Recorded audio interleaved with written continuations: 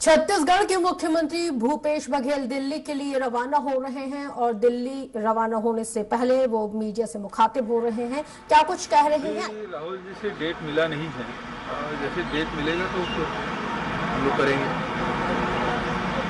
अच्छा, ये तो चरणबद्ध आंदोलन होगा कि ढंग से कुछ ऐसा रूपरेखा बनाई है आप लोगों ने? देखिए, जैसे पंजाब और हरियाणा में हुआ है और जो AICC का मार्गदर्शन होगा उसके हिसाब से यहाँ भी कार्यक्रम आयोजित होगा। राहुल जी को से हमने रिक्वेस्ट भेजा है कि 2 दिन का समय हमारी छत्तीसगढ़ के लेते हैं और क्योंकि चुनाव भी है और बीच में ही आना है तो दोनों चीज़ों को देखते हुए जैसे समय हम लोगों को मिलेगा हम सब बेसब्री से इंतजार कर रहे हैं कि बड़ा कार्यक्रम यहाँ आयोजित करें। ये कृषि बिल के खिलाफ जो पास होने वाला है उसका ड्राफ्ट तैयार हो गया, किस ढंग का होगा स्वरूप? क्या पंजाब की तरह होगा सर? देखिए, बिल आने दीजिए, विधानसभा में चर्चा होगी तो आप सबको जानकारी हो जाएगी। पंजाब में जो चीज़ आप लोग डिमांड करते आए हैं कि MSP की अनिवार्यता को शामिल किया जाए, पंजाब के बिल में है, आपको क्या लगता है? देखिए, ये बात तो उस दिन जब यहाँ हम लोग रैली किए थे तब भी मैंने यही निवेदन किया था, जब एक राष्ट्र एक बाजार तो फिर दर भी कीमत भी एक होना चाहिए, चाहे वो मंडी के भीतर हो चाहे मंडी के बाहर हो। सरकार चाहे वो अनाज हो चाहे दलहन तिलहन हो या और अन्य सामग्री जिसका समर्थन मूल्य भारत सरकार घोषित करती है उसकी खरीदी की व्यवस्था भी करना चाहिए। अभी वलियान जी आए थे तो उन्होंने कहा था राज्य सरकारें एजेंसी है, भारत सरकार खरीदती है, उन्होंने स्वीकार कर लिया खरीदी उनकी है तो फिर कीमत भी वही होना चाहिए क्योंकि घोषित तो वही करते हैं। तो किसानों को उत्पादक को वो रेट मिलना चाहिए जो भारत सरकार घोषित करती है। बिहार में आपने पहली सभा ली थी, फिर से बिहार जा रहे हैं, क्या कुछ आपको नतीजे आने की उम्मीद है? पिछली बार आपने पूछा भी था कि क्या थी और नीतीश कुमार को, तो क्या नतीजे आपको आने की उम्मीद है? बिहार के बारे में आप लोग लगातार मीडिया के माध्यम से देख सुन रहे हैं और वहाँ परिवर्तन की हवा चल रही है। और मैं समझता हूँ कि 10 तारीख को रिजल्ट जब आएगा तो वहाँ UPA गठबंधन महागठबंधन की सरकार बनेगी।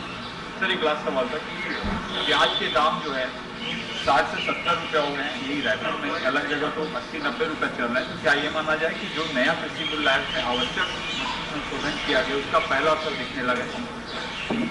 ये तो और बढ़ेगा क्योंकि इसमें जब रेट बढ़ते थे और जो लोग ज़्यादा अपने गोडाउन में कोई भी सामान रख लेते थे तो कलेक्टर को अधिकार था, राज्य सरकार को अधिकार था कि वहाँ वो छापा डाल के वो सामान बाजार में उपलब्ध कराए। लेकिन अब स्थिति ये है कि कोई कितना भी गोडाउनिंग कर सकता है लेकिन सरकारें कोई कार्रवाई नहीं करेगी तो कीमत में उछाल आएगी।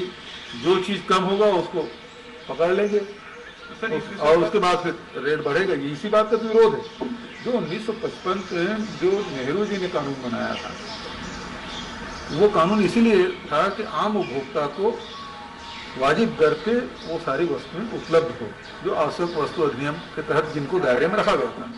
अब चूंकि उसको हटा लिया गया है तो फिर कीमतें बढ़ेगी और सरकारें कुछ नहीं कर पाएगी। सर, एक अच्छी खबर ये है कि देखिए, इसमें सरकार भारत सरकार को ही कानून बनाने का अधिकार है और इसलिए हमने अनेक बार पत्र भी लिखा है और निवेदन भी किया था कि इसमें राष्ट्रपति जी का हस्ताक्षर न कराएं, इसमें फिर पुनर्विचार करें। ये केवल किसानों पे मार पड़ने वाली नहीं है बल्कि आम उपभोक्ता पे मार पड़ने वाले कानून है।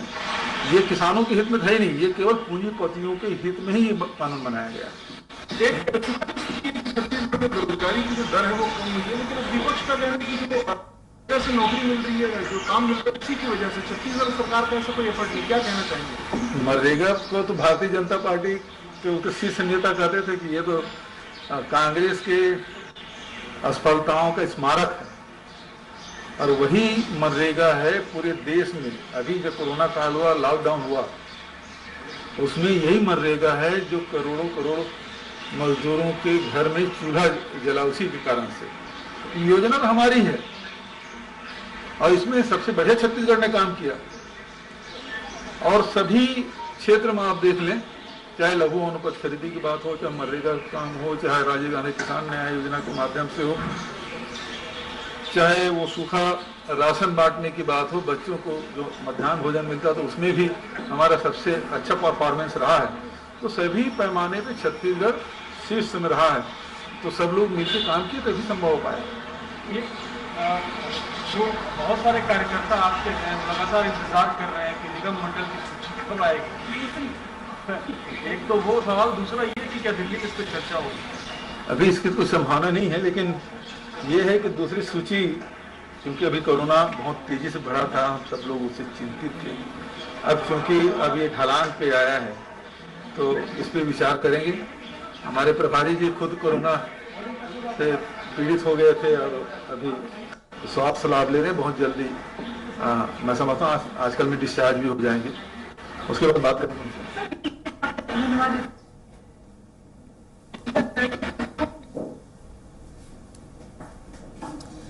मुख्यमंत्री भूपेश बघेल आज दिल्ली के दौरे पर रवाना हो रहे हैं। उससे ठीक पहले मुख्यमंत्री भूपेश बघेल मीडिया से मुखातिब होते हुए तमाम सवालों के जवाब दे रहे हैं। 23 अक्टूबर को मुख्यमंत्री भूपेश बघेल मध्य प्रदेश में भी चुनावी सभाओं को संबोधित करेंगे। 24 अक्टूबर को बिहार के नालंदा में चुनावी सभाओं को संबोधित करेंगे। तो वहीं प्रदेश में छत्तीसगढ़, मध्य प्रदेश में जिस तरह से उपचुनाव हो रहे हैं उसको लेकर जवाब देते हुए, और बिहार के विधानसभा चुनावों में किस तरह से उनका तूफानी दौरा और प्रचार है, उनकी जो स्ट्रैटेजी है उसका जिक्र मीडिया से करते हुए।